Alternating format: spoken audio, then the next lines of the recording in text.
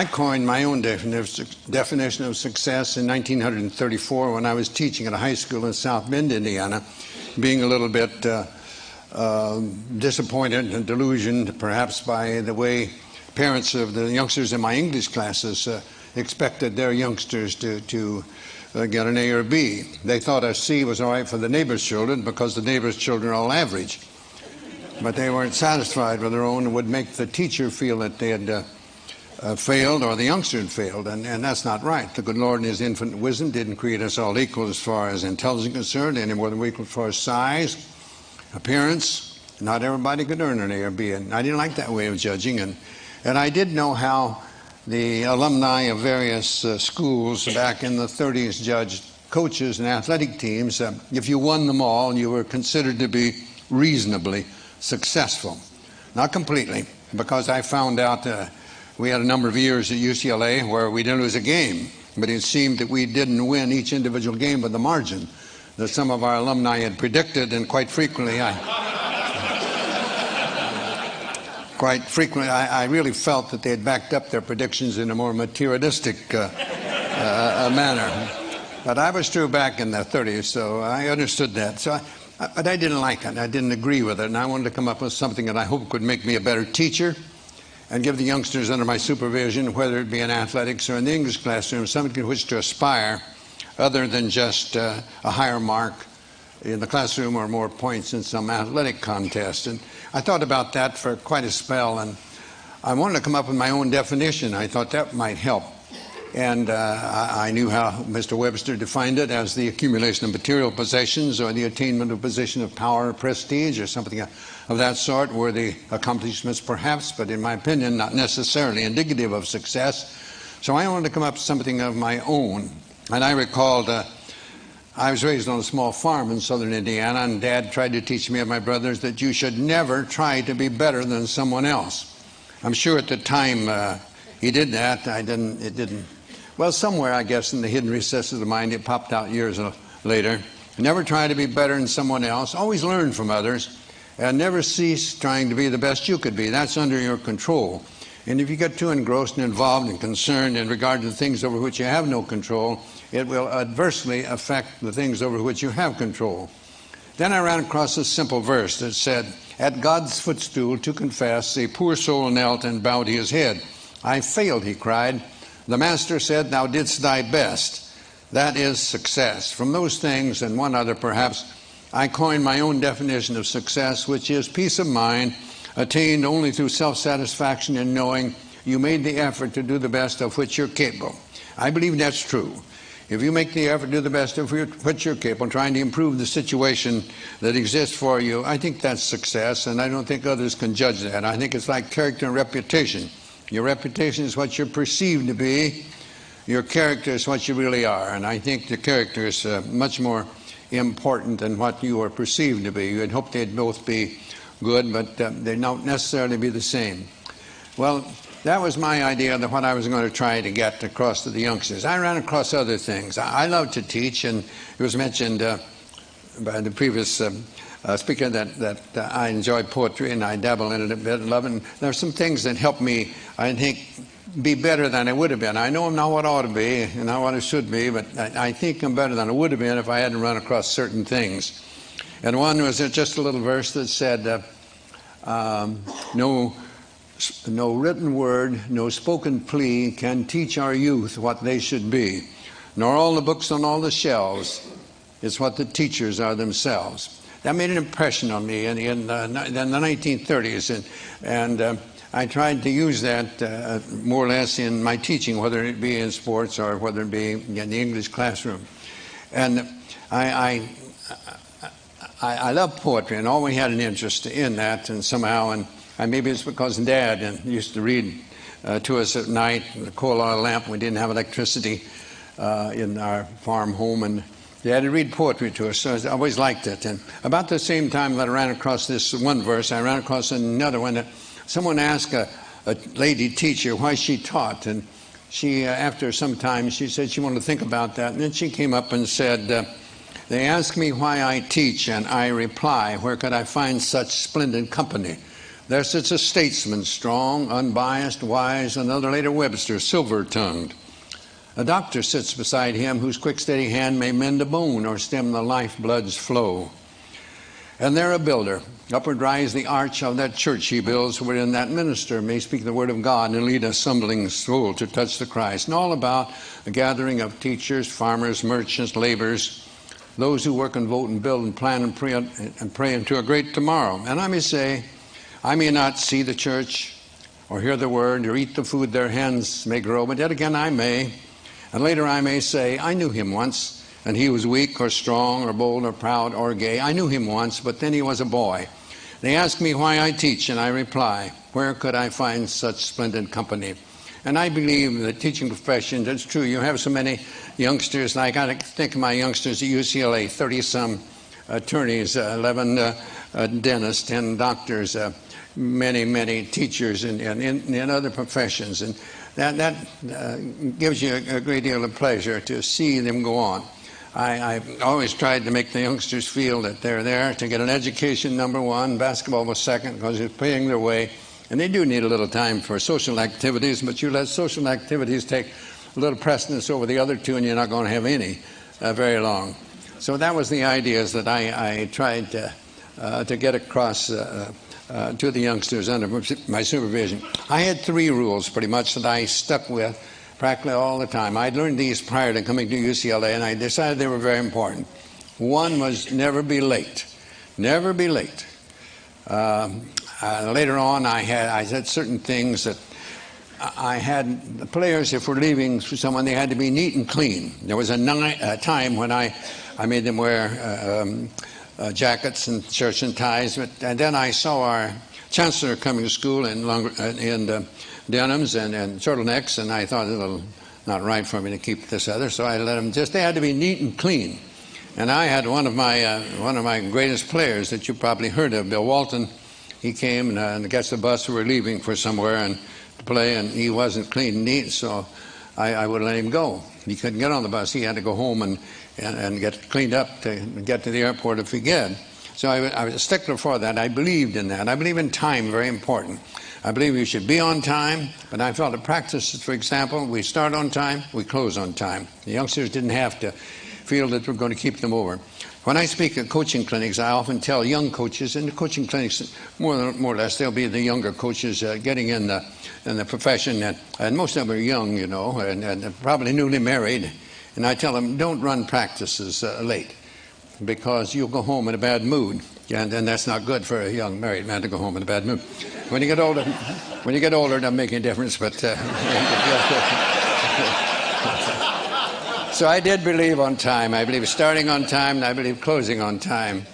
And another one I had was not one word of profanity. One word of profanity, and you are out of here for the day. And if I see it in a game, you're going to come out and sit on the bench. And the third one was never criticize a teammate. I didn't want that. I used to tell them I was paid to do that. That's my job. I'm paid to do it. Pitifully poor, but I am paid to do it. Not like the coaches today, for gracious sakes, no. It's a little different than it was in my day.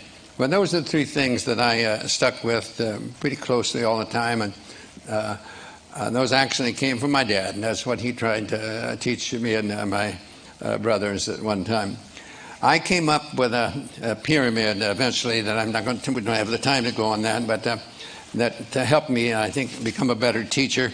And this is something like this, and I had blocks in the pyramid, and the cornerstones being industrious and enthusiasm, working hard and enjoying what you're doing, coming up to the apex, according to my definition of success, and right at the top, faith and patience. And I say to you, in whatever you're doing, you must be patient.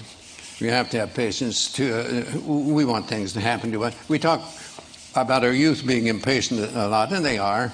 They want to change everything. They think all change is progress. And we get a little older, we sort of let things go, and we forget that there is no progress without change. So you must have patience, and I believe that we must have faith. I believe that we must believe, really believe, not just give a word service, believe that things will work out as they should, providing we do what we should. I think our tendency is to hope that things will turn out the way we want them to so much of the time, but we don't do the things that are necessary to make those things become reality. I worked on this for some 14 years, and I think it helped me become a better teacher, but it all evolved around that original definition of success. You know, a number of years ago, there was a Major League Baseball umpire by the name of George Moriarty, and he spelled Moriarty with only one I. I'd never seen that before, but he did. And big league baseball players, they're very perceptive about those things, and they noticed he had only one I in his name. And you'd be surprised how many also told him that was one more than he had in his head at various times. But he wrote something that I think he did what I tried to do in this pyramid. He called it the road ahead or the road behind. And he said, sometimes I think the fates must grin as we denounce them and insist the only reason we can't win is the fates themselves have missed. Yet there lives on the ancient claim, we win or lose within ourselves. The shining trophies on our shelves can never win tomorrow's game. You and I know deeper down there's always a chance to win the crown, but when we fail to give our best, we simply haven't met the test of giving all and saving none until the game is really won, of showing what is meant by grit, of playing through and others quit, of playing through, not letting up, it's bearing down that wins the cup, of dreaming there's a goal ahead, of hoping when our dreams are dead, of praying when our hopes have fled, yet losing, not afraid to fall, if bravely we have given all, for who can ask more of a man than giving all within his span? Giving all, it seems to me, is not so far from victory. And so the fates are seldom wrong. No matter how they twist and wind, it's you and I who make our fates. We open up or close the gates on the road ahead or the road behind. Reminds me of another set of threes that my dad tried to get across to us. Don't whine, don't complain, don't make excuses. You get out there and whatever you're doing, do it to the best of your ability. And no one can do more than that. I tried to get across to that. My partners will tell you, never heard me mention winning. Never mention winning. My idea is that you can lose when you outscore somebody in a game, and you can win when you're outscored. I've felt that way on certain occasions at various times. And I just wanted to be able to hold their head up after a game. I used to say that when a game is over and you see somebody that didn't know the outcome, I hope they couldn't tell by your actions whether you outscored an opponent or the opponent outscored you. And that's what really matters. If you make your effort to do the best you can regularly, the results will be about what they should be. Not necessarily what you'd want them to be, but they'll be about what they should. And only you will know whether you can do that. And that's what I wanted from them more than anything else. And as time went by and I learned more about other things, I think it worked a little better as far as the results. But I wanted the score of a game to be the byproduct of these other things and not the end itself. I believe it was one great philosopher said, Cervantes. Cervantes said, the journey is better than the end. And I like that. I think that is. It's getting there. Sometimes when you get there, that's almost a letdown. But it's getting there that's the fun. I like to, as a basketball coach at UCLA, I liked our practices to be the journey. And the game would be the end result. And I'd like to go up and sit in the stands and watch the players play and see whether I'd done a decent job during the week. There again, it's getting the players to get that self-satisfaction, knowing that they've made the effort to do the best of which they are capable. Sometimes I'm asked who was the best player I had over the best teams. I can never answer that. As far as the individual is concerned, I was asked one time about that, and it said, suppose that you in some way could make the perfect player, what would you want? And I said, well, I'd want one that knew why he was at UCLA and to get an education. He was a good student, really knew why he was there in the first place. But I want one that could play too. I'd want one to realize that defense usually wins championships and to work hard on defense. But I'd want one to play offense too. I want him to be unselfish and look for the pass first and not shoot all the time. And I'd want one that could pass and would pass. I've had some that could and wouldn't, and I've had some that would and could. You couldn't. So you're child. So I wanted that, and I wanted him to be able to shoot from the outside. And I wanted to be able to be good inside too. I'd want them to be able to rebound well at both ends too. And why not just take someone like Keith Wilkes and let it go at that? He had the qualifications, and not the only one, but he was one that I used in that particular category because I think he made the effort to become the best. There's a couple. I mentioned in my book, They Call Me Coach, that two players that gave me great satisfaction. It came as close as I think anyone I ever had to reach their full potential. One was Conrad Burke, and one was Doug McIntosh. When I saw them as freshmen on our freshman team, we didn't have freshmen, couldn't play varsity when I taught, and I thought, oh gracious, if these two players, either one of them, they're different years, but I thought about each one of them at the time he was there. Oh, if he ever makes the varsity, our varsity must be pretty miserable if he's good enough to make it.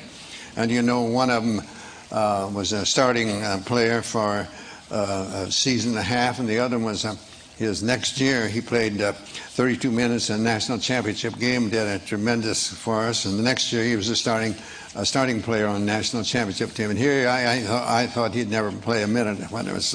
So those are the things that give you a great joy and great satisfaction to see one. Neither one of those youngsters could shoot very well, but they had outstanding shooting percentages because they didn't force it.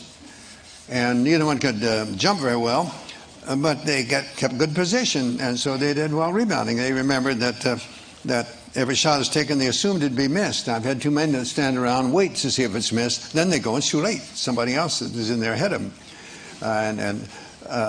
They weren't very quick, but they played good position, kept in good balance.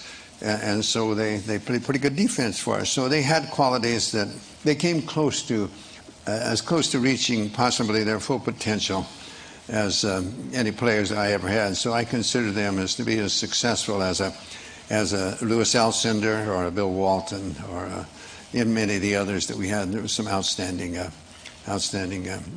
players. Have I rambled enough? I was heard that when he makes his appearance, I was supposed to shut up.